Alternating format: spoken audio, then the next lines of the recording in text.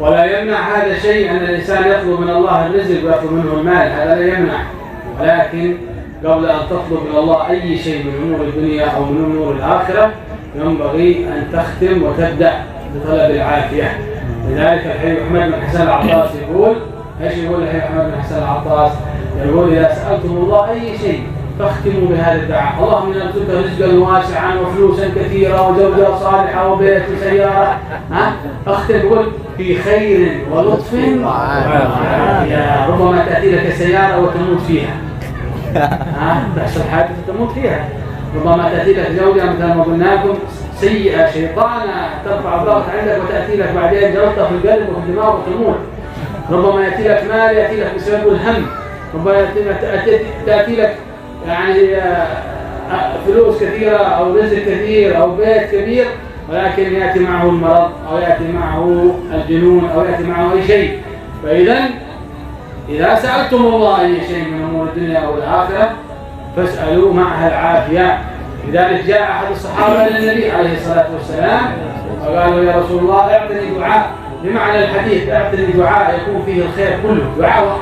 وقال النبي صلى الله عليه وسلم: قل اللهم إني أسألك العفو والعافية والمعافاة الدائمة في الدين والدنيا والآخرة.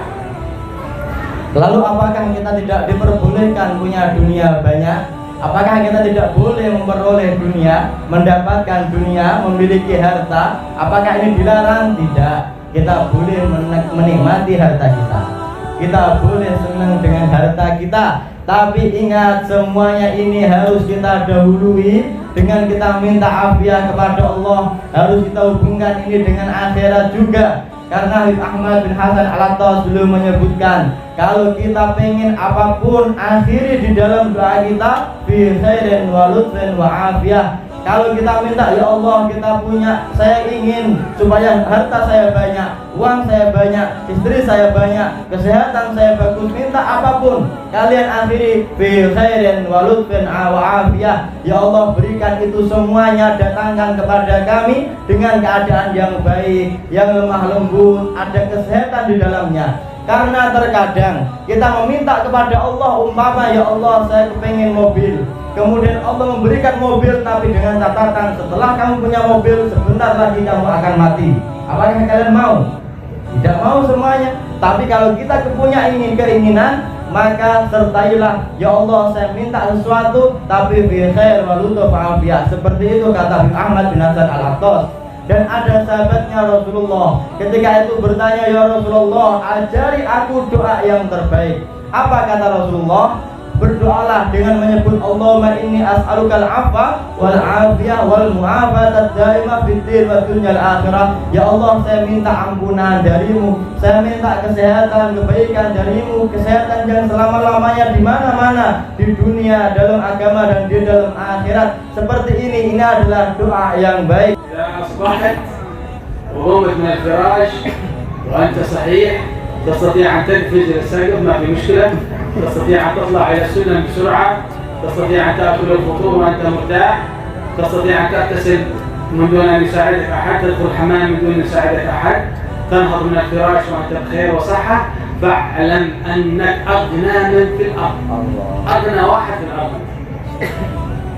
Yaitu tatkala kalian pagi hari bangun dari tidur, kalian bisa melihat atap rumah kalian, kalian bisa naik tangga rumah kalian, kalian bangun dari tidur bisa mandi sendiri, tidak ada yang mandikan, maka ketahuilah kalian termasuk orang paling kaya di dunia ini. إذا تعرف مرأتك صالحة أو أولادك صالحين، إذا جاء لك المال وحثوك وأمروك بالخير فهم صالحين، هؤلاء أكيد صالحين.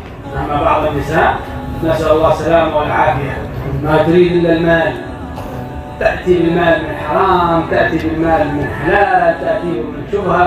هذه لا تحب زوجها، هذه تحب المال فقط. المرأة الصالحة تحب زوجها إن كان فقيرا، إن كان غنيا، إن كان خاملا، إن كان مشهورا، تحب زوجها لأنه زوجها. هذا علامة المرأة الصالحة. Apakah kalian tahu, arahnya ke sini mungkin ya. Apakah kalian tahu bagaimana cara menilai istri yang salihah? Caranya gimana? Melihat istri yang solihah.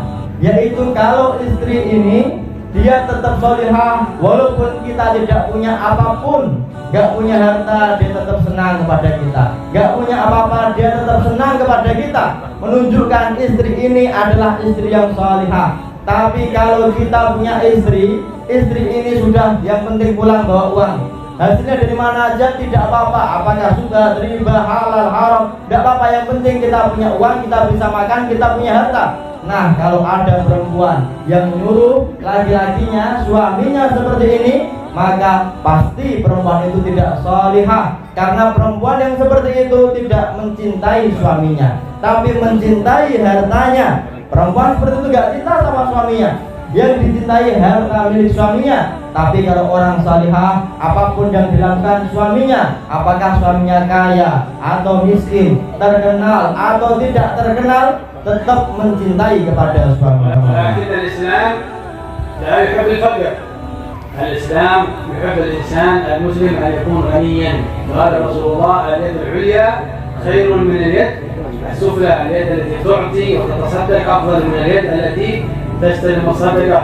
والمال نعمة للعبد إذا سخره وأهلكه في طاعة الله سبحانه وتعالى. Tapi tidak kemudian kita semuanya harus fakir, harus miskin, tidak. Agama kita melarang kalau kita terlalu fakir. Semua orang Islam harusnya kaya. Karena apa dalilnya? Yaitu Rasulullah menyebutkan tangan di atas lebih baik daripada tangan di bawah. Orang yang memberi lebih baik daripada orang yang diberi, orang yang meminta. Kalau orang memberi berarti dia kaya. Tapi kalau kekayaan ini kita taklukkan, kita tundukkan, kita gunakan hanya untuk taat kepada Allah, mengantarkan kita untuk beribadah kepada Allah. Nah, inilah kekayaan yang diinginkan Islam. لكن إذا سألت الله الرزق أو المال فاسأل معه العافية، واسأل معه الرضا، واسأل معه الصحة، واسأل معه الانشراح والسرور والسعادة. دائما هكذا إذا طلبتم الله هذا الشيء اسألوا معه هذه الأمور، فإنه لا ينفع مال إلا مع صحة، ولا تنفع دنيا إلا مع أفراح ومع سرور، ولا تنفع هذه مظاهر الدنيا إلا إذا كان الإنسان يتنعم بها من دون رضا من دون هم. ونسأل الله لنا ولكم ذلك بخير ولطف وعافية. وهذا لا زلنا في التعريف أو في الجزء الأول فقط في تعريف الرزق، والوقت مر تكلم ساعة على ربع، والوقت مر ولا زال عندنا كلام كثير عن أسباب الرزق، كيف يأتي الإنسان بالرزق، كيف يشكر الرزق، كيف ينمو الرزق. فإن شاء الله في المجالس القادمة سواء كانت في عاشة أو غير عاشة سنستمر في هذه السلسلة وفي هذا الكلام. وبإمكان الحاضرين أن يتابعوا ذلك في الانستغرام أو الفيسبوك أو تويتر حتى يستمعون لباقي هذا الطرح، وإن شاء الله يكون فيه فائدة لنا ولكم. آمين. Kemudian wasiat atau pesan beliau kepada kita semuanya, kalau kita ingin kaya, ingin punya harta, ingin punya uang, ingin punya apa saja, mintalah kepada Allah, tapi jangan lupa sebut, ya Allah saya minta harta tapi dengan dalam keadaan hati bahagia, hati senang, saya lapang ketika mendapatkan itu, dalam keadaan sehat, dalam keadaan afiat, dalam keadaan baik-baik saja. Ingat, jangan sampai melupakan kata-kata tersebut. Dalam keadaan enak mendapatkannya, enak dalam menggunakannya, semuanya dalam keadaan baik-baik saja. Dalam keadaan enak, kita menikmatinya juga karena Allah. Jangan melupakan itu. Dan tadi yang beliau sampaikan semuanya hanya sebatas episode pertama dari pengertian tentang rezeki. Masih ada nanti episode-episode yang akan datang, yaitu tentang bagaimana cara mendatangkan rezeki, mensyukuri rezeki. Rezeki itu lari dari kita sebab apa? Masih banyak lagi, sehingga ikuti terus ceramah beliau di Instagram, di Facebook, di Twitter, di YouTube, semuanya kalian ikuti. Insya Allah nanti ada episode berikutnya yang akan beliau sampaikan, yang akan datang tidak hanya di sini tapi di mana-mana. Insya Allah.